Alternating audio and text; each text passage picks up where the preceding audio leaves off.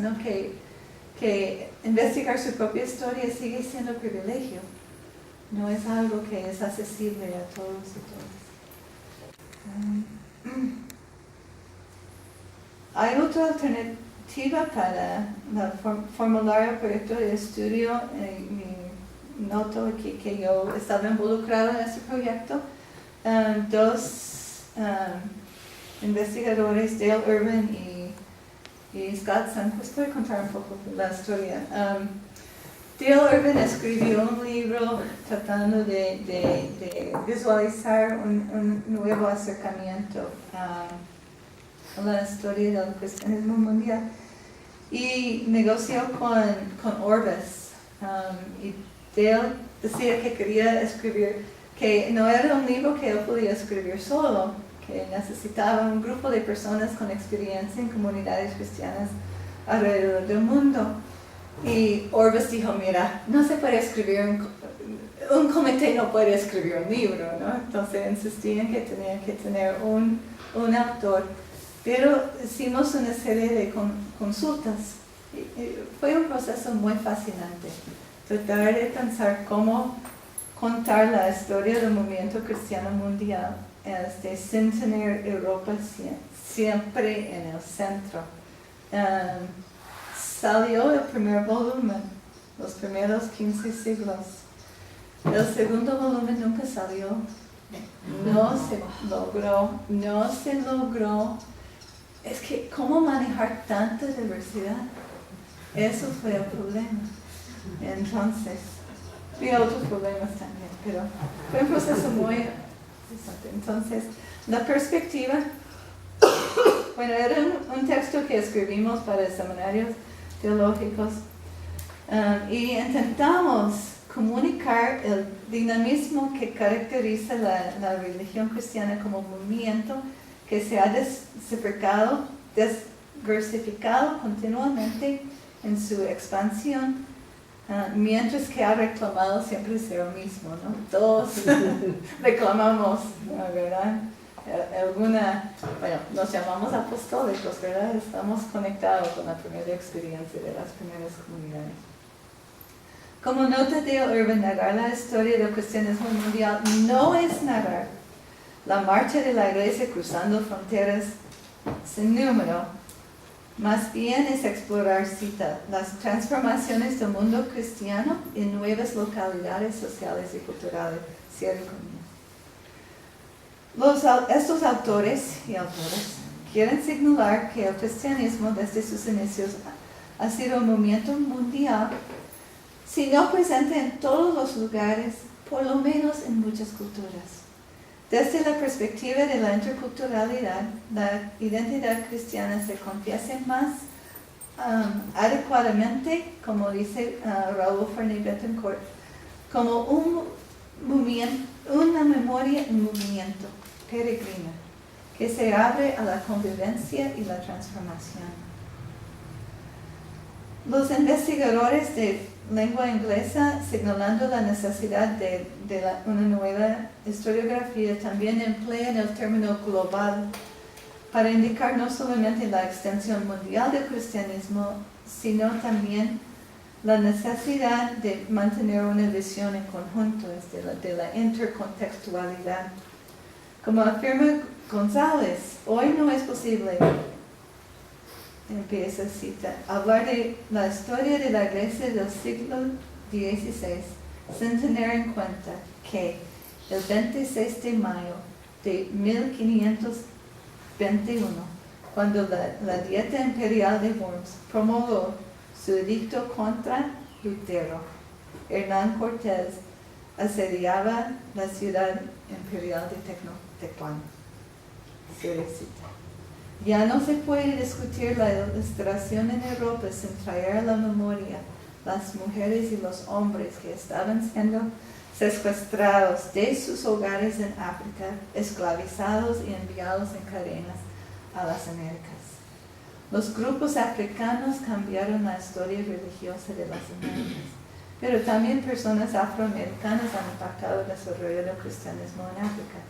Explorar estos vínculos intercontinentales es vital para una historia intercultural. También este proceso de escribir el cristianismo mundial tiene que ser una tarea ecuménica. Y en esto no basta, como hizo Seila, incorporar historiadores católicos con historiadores protestantes. Lo que hizo Seila son dos historias paralelas. No se ha logrado una historia de verdad ecuménica.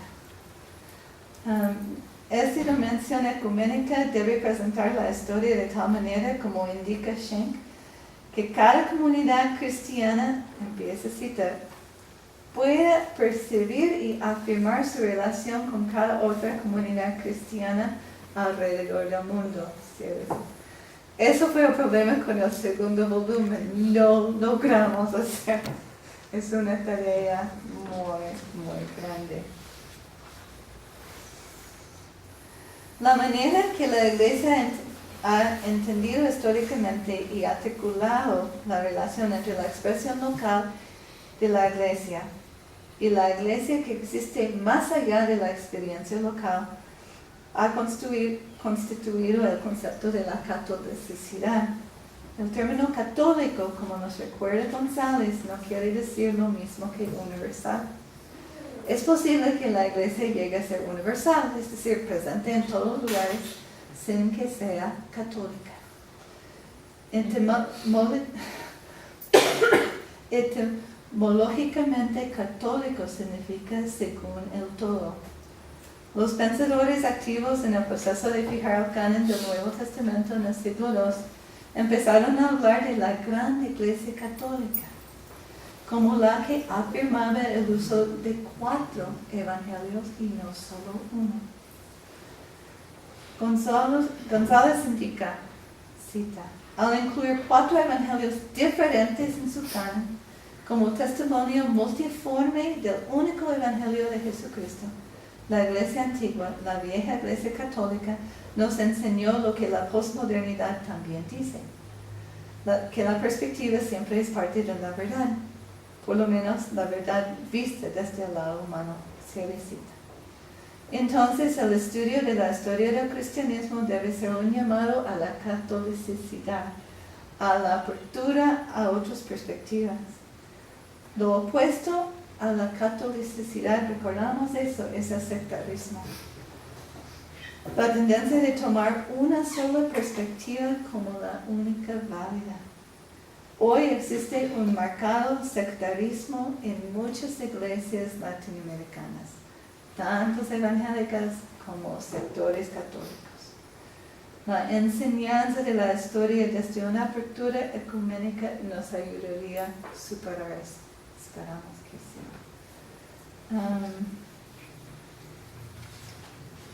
Bueno, voy a leer la parte sobre un poco sobre metodología y después podemos entrar en una discusión. ¿Qué preguntas?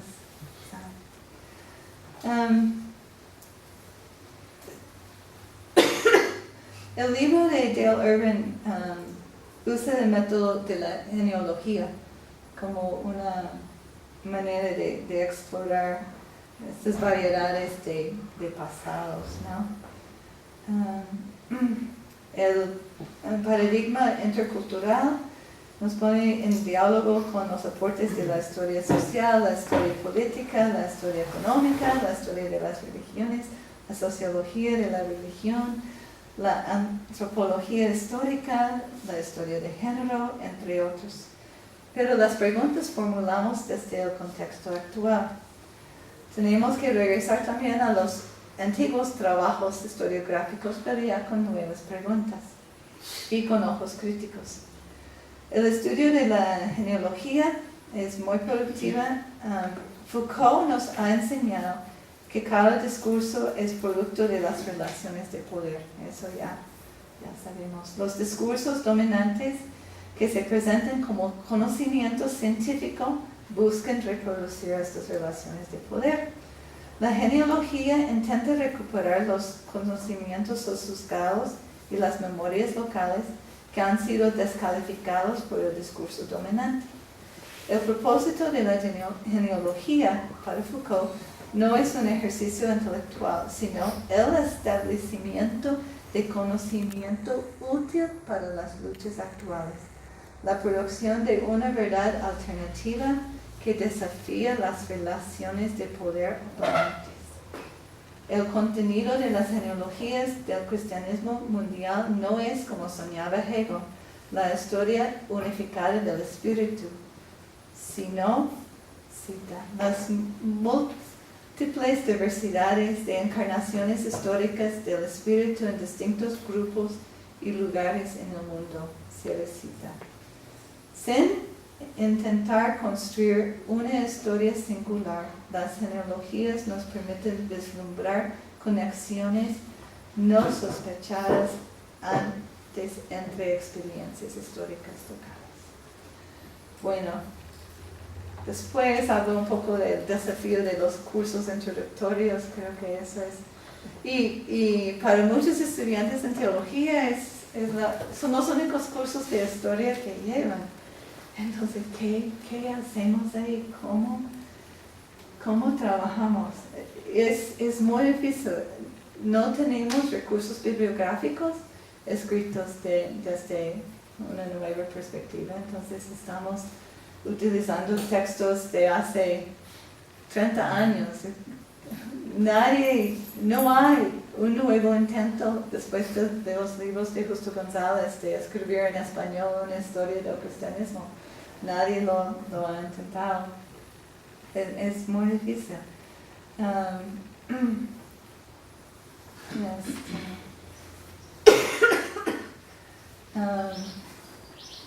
Es muy importante en eso también, en cuanto a, entonces, plantear la pregunta de los cursos introductorios. Lo que hice fue pensar en por lo menos algunas cosas que tocar. Y uno son las mediaciones culturales. Es muy importante ver cómo la fe en Jesús es apropiado dentro de diferentes contextos desde los inicios, ya qué pasó en el siglo II, qué pensaron las personas en contextos helenizados sobre la cultura en su alrededor. La cuestión no es solo ver el desarrollo de las doctrinas, pero sino cómo estas doctrinas surgen dentro de contextos culturales específicos. Y no tomar necesariamente las conclusiones de las comunidades pasadas como normativas. Tenemos que examinar, por ejemplo, las posturas articuladas por Tertulliano, Justino Mártir y Clemente de Alejandría sobre la relación entre el Evangelio y la cultura helenista, en una manera que anima a los y las participantes en el curso a pensar en nuevas maneras sobre las distintas mediaciones culturales del cristianismo en el continente hoy. Yo recuerdo cuando estaba dando un curso en el seminario presbiteriano en Guatemala, tenía un estudiante quiché de Totonicapán. Era de una iglesia pentecostal, y una iglesia pentecostal que estaba no utilizando el lengua quiché, insistiendo que todo tenía que estar en español. Y cuando llegamos a esta sección del curso, y este hombre, Leo Clemente de Alejandría, su cara cambió. Se notaba que en este momento él reconoció, hay otras maneras en que yo puedo pensar sobre eso. No tengo que decir no a mi cultura para ser seguidor de Jesús. Fue muy bonito este momento. Entonces, haciendo eso, logramos entender que las controversias cristológicas de los primeros siglos, lo que miramos el lunes, ¿verdad?, tenían su trasfondo en diferencias entre cosmovisiones. Y hablar de mediaciones culturales hoy en día inevitablemente protestan estudiantes. ¿Ok? Este semestre no, pero me ha pasado. Las protestas y vienen de personas católicas o personas evangélicas, ¿no?